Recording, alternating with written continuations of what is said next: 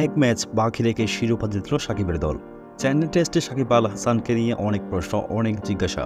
ভারতের পিচে বাংলাদেশ খেলতে নেমেছে দুই প্রধান স্পিনার নিয়ে, আর তার মাঝে একজন 2 ইনিংস মিলিয়ে করেছেন মোট 21 ওভার। সাকিব আল হাসানকে নিয়ে তাই প্রশ্ন থাকাটাই স্বাভাবিক। সেই প্রশ্নের উত্তর মিলেছে মুরালি কার্তিকের সুবাদে। ভারতীয় এই ধারাভাষ্যকর খবর দিয়েছেন সাকিব ভুগছেন আঙ্গুলের ইনজুরিতে।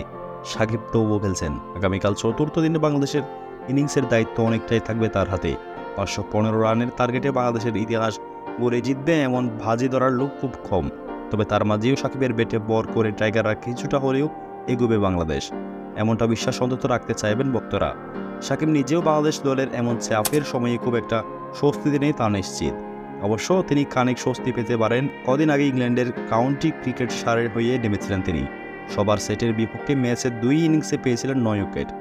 সারে অবশ্য সামার সেটের বিপক্ষে হেরে গিয়েছিল 4 দিনের ম্যাচের একবারের শেষ বলে। কাউন্টি শিরোপার দৌড়ে সেই কারণেই পিছিয়ে যেতে হয়েছিল তাদের। সারেকে টপকে উপরে উঠে যায় সবার সেট, তবে নিজেদের শেষ ম্যাচে আবার জয় ফিরেছেন সারে। প্রিয় দর্শক, ক্রিকেটকে ভালোবাসলে অবশ্যই চ্যানেলটি সাবস্ক্রাইব করবেন।